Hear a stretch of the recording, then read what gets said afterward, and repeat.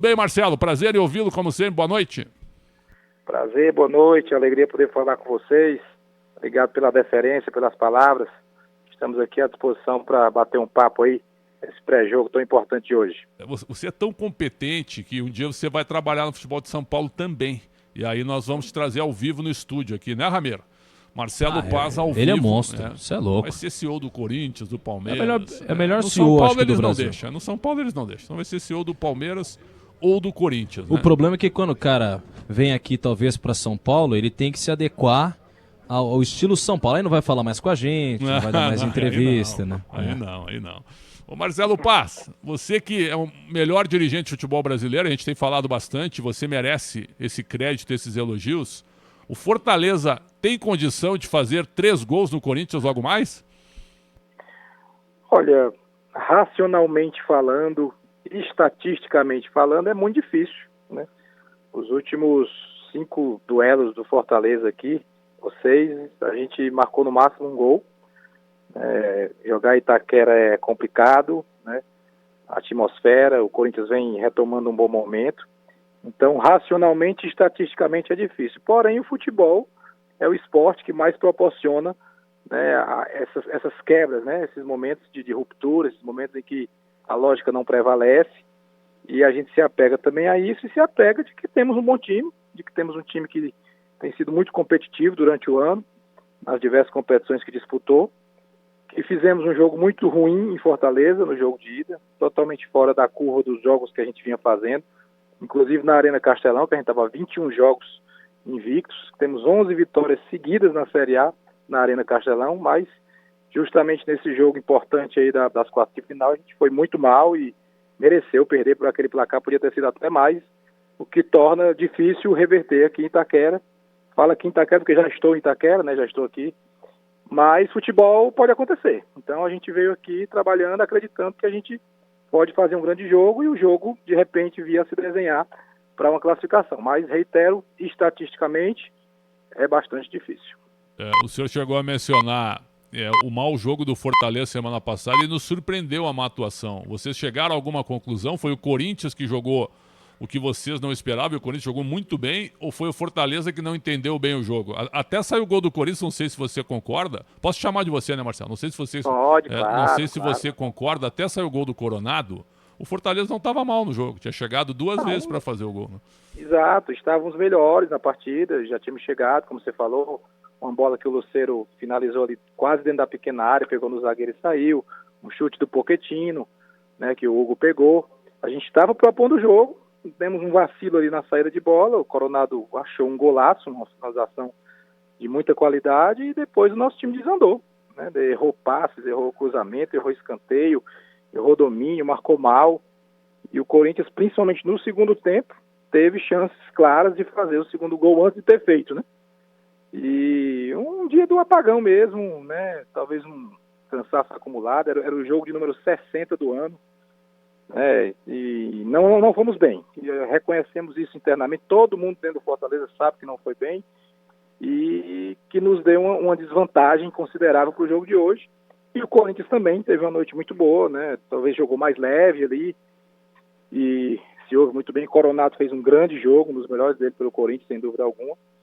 E essa soma de fatores causou um resultado ruim. E no sábado houve a resposta, porque o Fortaleza fez um grande jogo contra o Bahia, com 2 gols do Marinho, 2 golaços, diga-se de passagem. E o Marinho chegou a dizer depois do jogo, a gente vai dar uma resposta lá em São Paulo, nós vamos para cima, sabendo que é difícil. Foi essa declaração dele pós-partida em Fortaleza, no jogo contra o Bahia no último sábado. Meu caro Pedro Ramiro, Marcelo Paz, que já foi convidado pelo Corinthians antes do Fred Luz ser o CEO, o Marcelo recebeu o convite da diretoria, né, Ramiro? É verdade, recebeu o convite, ele até nos deu aqui entrevista na Rádio Bandeirantes, dizendo que houve 2 conversas com o Augusto Melo à época. Ô presidente, o senhor acha que fez a escolha correta de permanecer no Fortaleza e não ir ao Corinthians?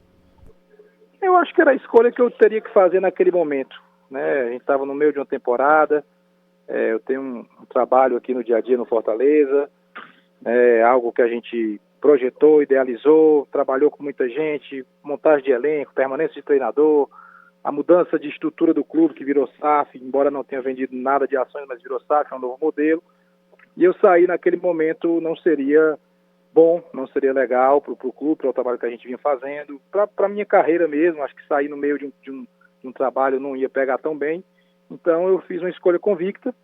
Claro que era uma grande oportunidade profissional, um grande, gigante clube como é o Corinthians. Não sei se vai acontecer novamente em outro momento, mas naquela hora eu tomei a decisão convicta de que o melhor era ficar, e depois disso veio o título de Copa do Nordeste, veio liderança na Série A, veio muita coisa boa, né?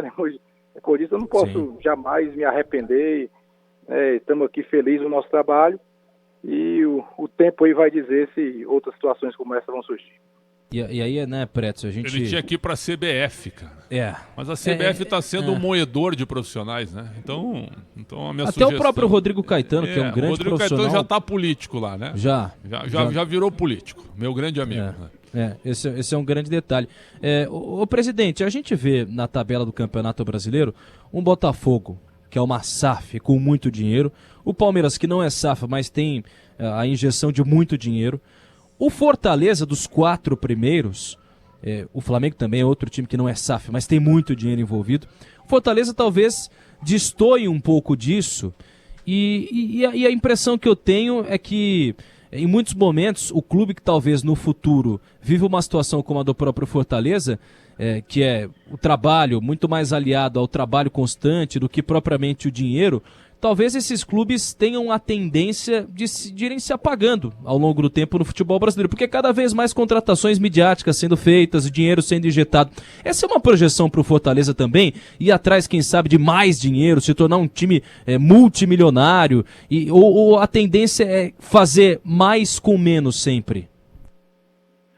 Eu acho que, de uma forma ou de outra, o Fortaleza sempre vai ter que fazer mais com menos, né? Porque por mais que se possa ter um investimento, por mais que se possa melhorar receitas, vender mais jogadores, revelar mais jogadores, essas receitas sempre serão menores do que dos gigantes do futebol brasileiro, que a própria marca em si faz com que todas essas linhas de receita que eu acabei de falar sejam maiores. O jogador que sai revelado na base do Fortaleza, por melhor que ele seja, ele não vai ter o mesmo valor de mercado de um jogador que sai da base do Corinthians, por exemplo. Então isso é uma realidade que o mercado enxerga assim, demora muito tempo para mudar isso.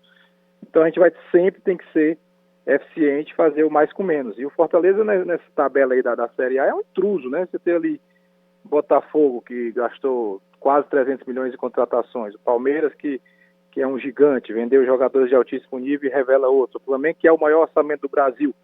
E o Fortaleza está ali no meio, meio realmente fora do normal. Mas o que a gente tem de força é um trabalho sólido, sequência de trabalho. As mesmas pessoas estão no clube há bastante tempo entregando resultado. O treinador está na 4ª temporada. Muitos jogadores identificados com o clube. Muitos jogadores com mais de 100 jogos. Isso é algo que cria vínculo. A Arena Castelão como um grande trunfo. A gente vai muito bem na Arena Castelão. Né? Basta ver os resultados desse ano, os grandes jogos que fizemos esse ano. Então a gente vai somando aí as nossas forças para poder diminuir a distância do impacto financeiro, que o impacto financeiro sempre tem muito peso, porque se contrata qualidade, né? Quando você vai atrás de um jogador como o Botafogo comprou de 15, de 20, de 22 milhões de euros, tudo isso ele está comprando a qualidade, e isso se reflete em campo. Mas vamos seguir evoluindo, trabalhando, tentando sempre criar novas fontes de receita. É um grande desafio e uma necessidade para estar brigando lá em cima. Eu sempre chamo a atenção, Marcelo, porque o Fortaleza, 8 anos atrás, estava na Série C do Campeonato Brasileiro. E o Corinthians era campeão da América e do mundo. E campeão brasileiro em 2015. Lembra disso, né, Ramiro? Sim, e aí nós temos sim. em 2024, nada contra, né? Mas o Corinthians tem uma dívida de 2 bilhões e 200 milhões. E o Fortaleza se reestruturou em 7 anos, dá para dizer assim.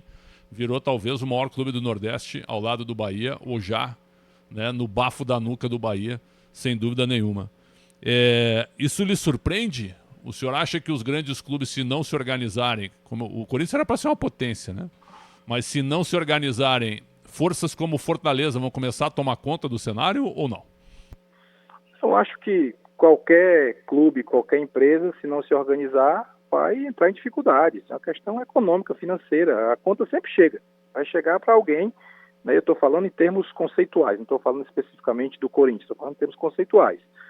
E da mesma forma que existem empresas e clubes que vão saindo ali de baixo, vão crescendo de forma organizada, de maneira orgânica, estruturada, e conseguem adentrar no outro tipo de mercado. Isso é empresarial, não é só no futebol, né? No mundo dos negócios já se viu gigantes quebrarem e pequenos subirem e se estabelecerem.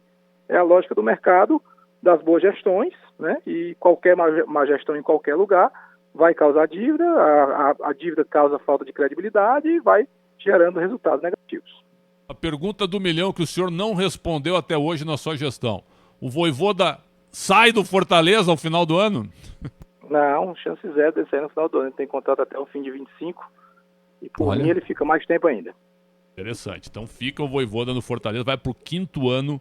Isso também é gestão. Mais uma, Ramiro, para o presidente Marcelo Paz, que já está na Neoquímica Arena, nos atende horas antes da partida, o que é uma alegria para nós, Ramiro.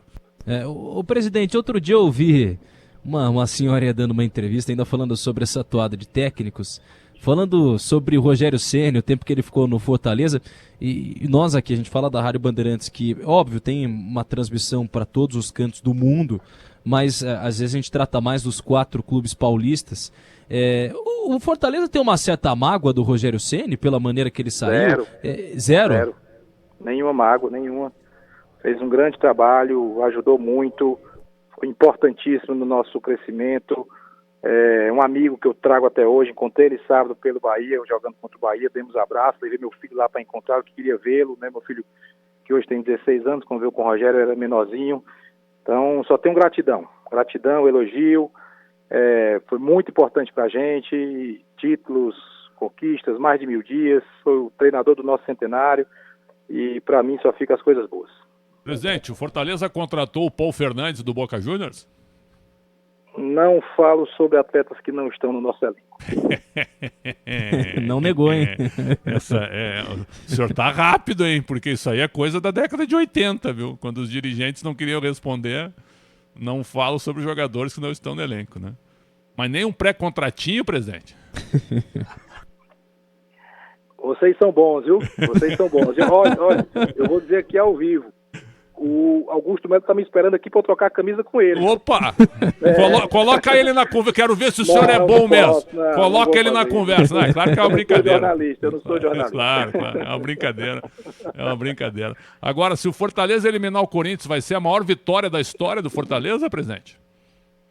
Se acontecer, sem dúvida alguma, é algo para se lembrar por muitos e muitos anos. Sem dúvida alguma, é algo para lembrar por 10, 20, 30 anos como um feito histórico. Presidente, muito obrigado. Sempre uma honra conversar com o senhor. Obrigado pela consideração sempre conosco aqui na Rádio Bandeirantes. Obrigado, presidente. Enorme. Obrigado de coração, vocês são muito bons. Forte abraço. Que elegância, hein, ô Pedro Ramiro? Demais. Você tentou tomar conta da entrevista, hein, Ramiro? Mas